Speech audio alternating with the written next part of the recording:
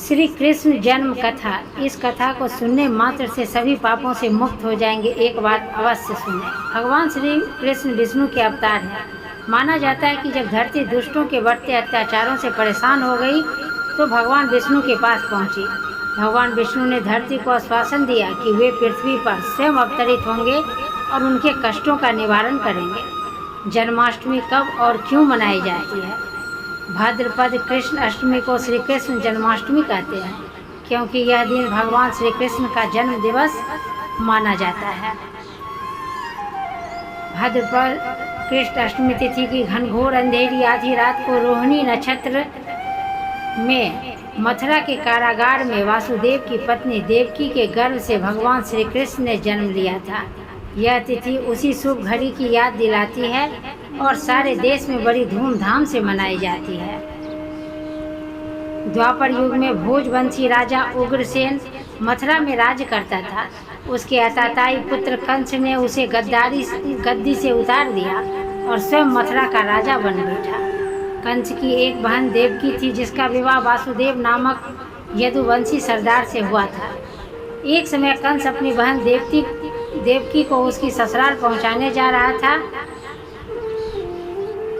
रास्ते में आकाशवाणी हुई, हे कंस, जिस देवकी को तू बड़े प्रेम से ले जा रहा है उसी में तेरा काल बसता है।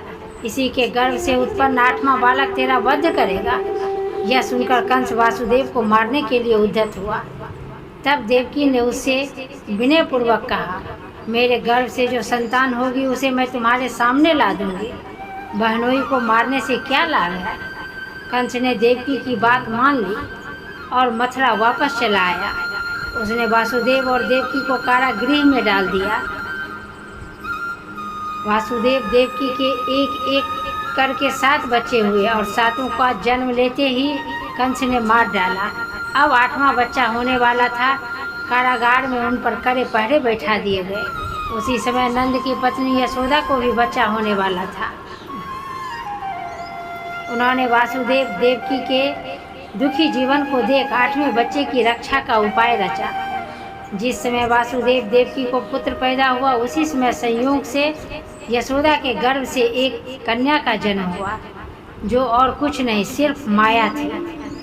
जिस कोठरी में देवकी वासुदेव कैद थे उसमें अचानक प्रकाश हुआ और उनके सामने शंख चक्र गदा पद्म धारण किए चतुर्भुज भगवान प्रकट हुए। दोनों भगवान के चरणों में गिर पड़े। तब भगवान ने उनसे कहा, अब मैं पुनः नवजात शिशु का रूप धारण कर लेता हूँ।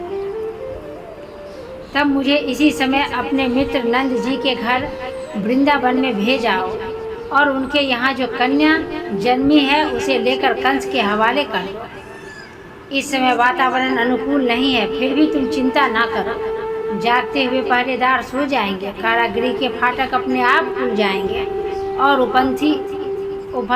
उपनती अथवा यमुना को पार करने का मार्ग दे देगी। उसी समय वासुदेव नवजात शिशु रूप श्री कृष्ण को सूप में रखकर कारागृह से निकल पड़े और अथाह यमुना को पार कर नंद जी के घर पहुँचे। वहाँ उन्होंने नवजात शिशु को यशोदा के साथ सुला दिया और कन्या को लेकर मथुरा आ गए। कारागृह के फाटक पूर्ववत बंद हो गए। अब कंस को सूचना मिली कि वासुदेव देवकी को बच्चा पैदा हुआ है। उसने बंदी गृह में जाकर देवकी के हाथ से नवजात कन्या को छीनकर पृथ्वी पर पटक देना चाहा, परंतु वह कन्या आकाश में उड़ गई और वहाँ से कहा, अरे मूर्ख, मुझे मारने से क्या होगा? तुझे मारने वाला तो वृंदावन में जा पहुँचा है। वह जल्द ही तुझे तेरे पापों का दंड देगा। यह है कृष्ण जन्म की कथा।